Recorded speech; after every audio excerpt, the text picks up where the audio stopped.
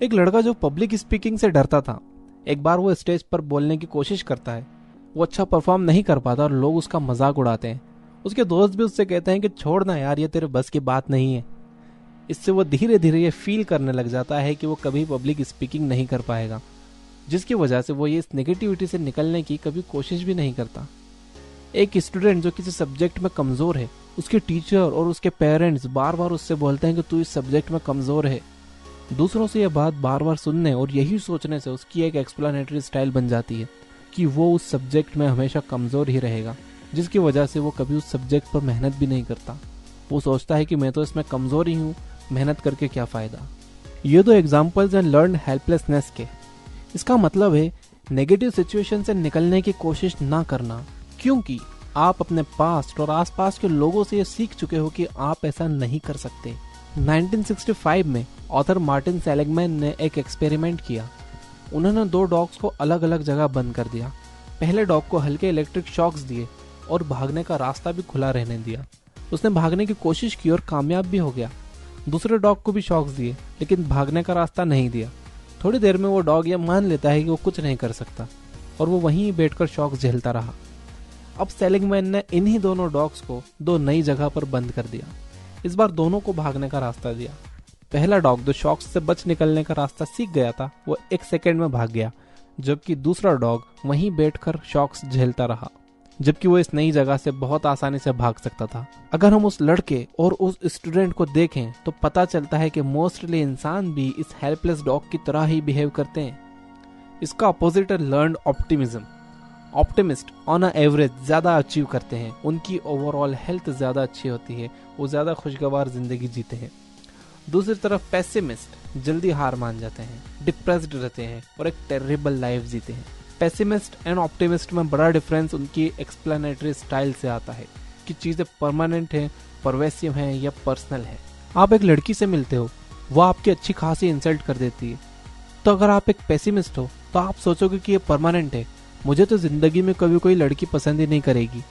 अगर आप एक ऑप्टिमिस्ट हो तो आप सोचोगे कि ये परमानेंट नहीं है, ऐसी भी कई लड़कियां होंगी जो मुझे पसंद करेंगी। अगर आप एक पेसिमिस्ट हो तो सोचोगे कि परवेसिव है, मैं एक इंटरेस्टिंग इंसान नहीं हूँ। अगर आप एक ऑप्टिमिस्ट हो तो आप सोचोगे कि परवेसिव नहीं है, ये सिचुएशन थोड़ी अलग थी, इसका मतलब ये नहीं कि मैं बोरिंग इंसान हूँ। अगर आप एक पेसिमिस्ट हो तो आप सोचोगे कि ये पर्सनल है, मैं तो बदसूरत हूँ, लड़कियां मेरी इसी तरह इंसल्ट करेंगी। अगर आप एक ऑप्टिमिस्ट हो तो आप सोचोगे कि ये पर्सनल नहीं है, शायद उस लड़की का मूड आज खराब है। ऑप्टिमिज्म एक ऐसी चीज है जो सीखी जा सकती है। तो अब आपको क्या करना है? आपको हमेशा पॉजिटिव लोगों के साथ रहना है। इंग्लिश की एक कहावत है कि show me your friends and I will show you your future.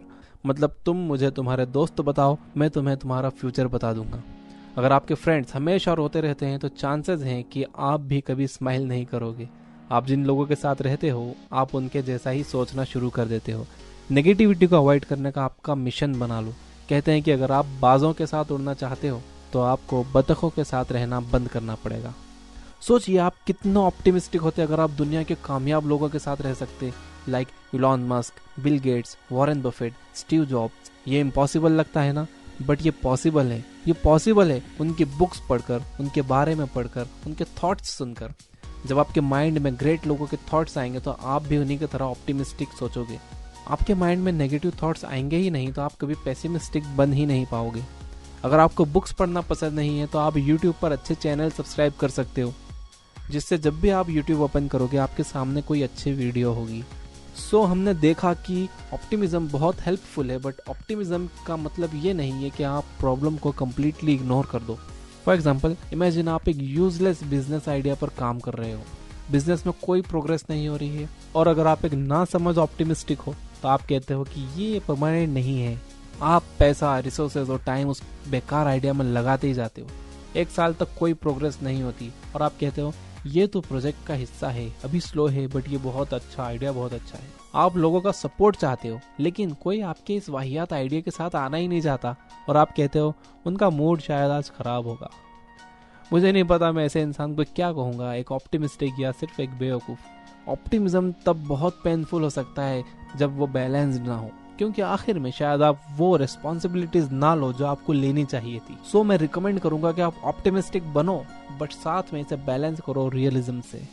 अब चूंकि ऑप्टिमिज्म सीखा जा सकता है, तो ये वीडियो आप दूसरों के साथ शेयर करके उनके हेल्प करिए ऑप्टिमिज्म सीखने में। कमेंट करिए आपके व्यूज, आपके कमेंट्स से मुझे बहुत सीखने को मिलता है। वीडियो पसंद आया हो तो लाइक जरूर करिए, और अगर आपने अभी तक मुझे सब्सक्राइब नहीं किया है तो सब्सक्राइब करिए।